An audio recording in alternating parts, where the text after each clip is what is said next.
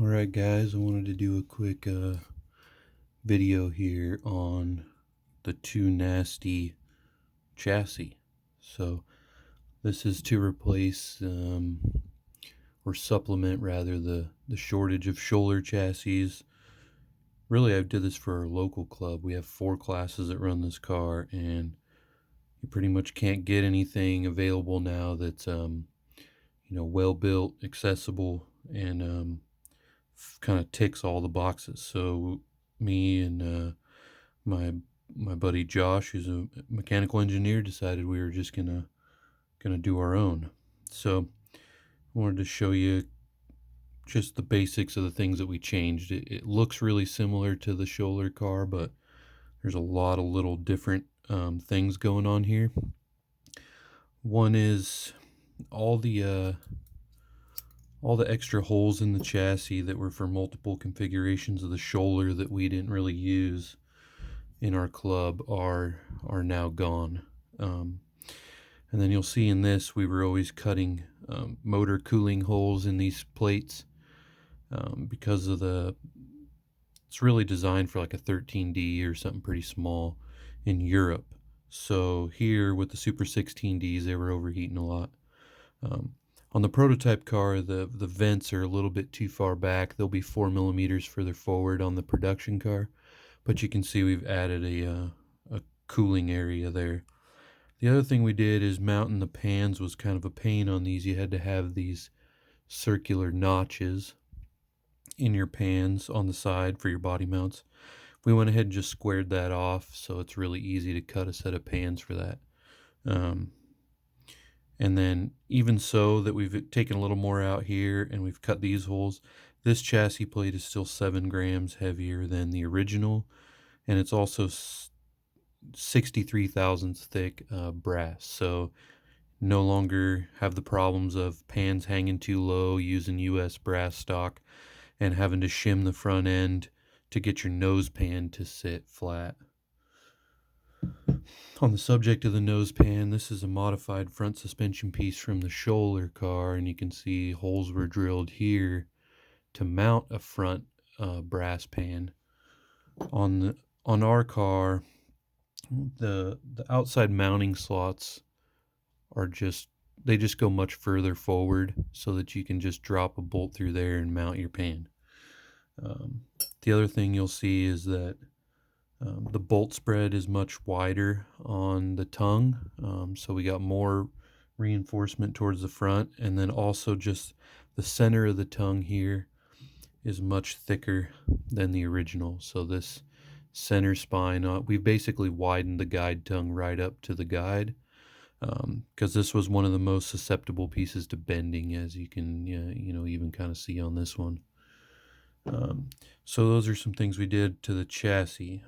In the back, we wanted to make this thing stronger without trying to raise the center of gravity too much. We want the performance to be comparable really to the old cars. So we did take more material off of the rear part here, out of the brass compared to the old car. Sorry, my focus is going kind of crazy. And that's just to take a little weight off up high, because all of the brackets on this car will be made of 18 gauge stainless steel, and the H plate here for the body will also be 18 gauge stainless steel. And that's because the aluminum plates that came with these cars bent a lot. Almost everybody they're aluminum, and almost everybody in the club has some sort of reinforcement. So really, the light body mount might work good for lightweight bodies, obviously, but in our case, by the time you beefed them up enough to be rigid, we just went ahead and made an 18 gauge stainless steel H plate instead.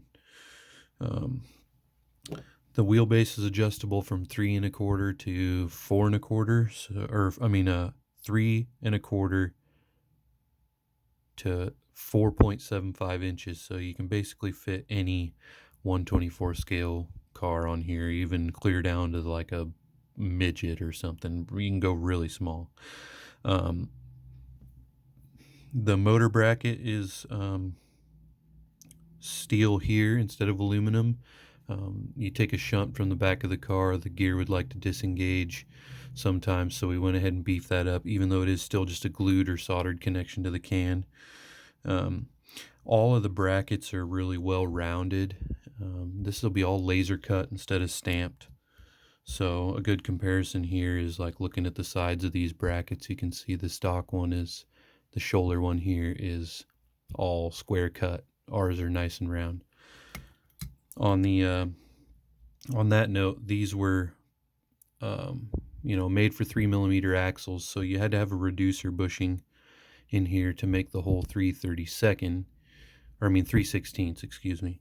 So our brackets are just straight 3/16. You can put a 3/16 to 332 bushing in there, or a 3/16 to 1/8 inch bushing if you wanted to. But this is another way that we were able to beef up the brackets on the car without making them heavier than the originals, because by the time you put this brass adapter in the stock bracket, it actually ended up being around the same weight as our stainless steel ones will be. A couple other small changes are all the hardware is now 256, so you can just go to your hardware store and buy it. 100 of these screws on McMaster cars, $6. So super affordable. We made the body mount, or the pan mounts, captured. I had problems with these in big hits where the pans would shift if you didn't end up, because of the original slotted design. And most of the guys aren't running any type of body mount that snaps off with these slots, so it seemed like a waste. We also increased the H-plate movement left and right to 1.5 millimeters, and then there's quite a bit more movement up and down. So you're going to have a really good amount of body float on this system. Compared to the prototype car, this center brace is going to have just a little bit more material added in on the production cars. I felt like this might be just a little thin still and susceptible to twisting, so we're going to be adding a small amount of material there. Otherwise, it was right on pace with the old outgoing Scholler car, if not a teeny bit quicker, I think because of the added chassis weight, and the nose weight up here is much higher, because the bracket is just a lot beefier up in the front end, which is one of the things that we were trying to focus on.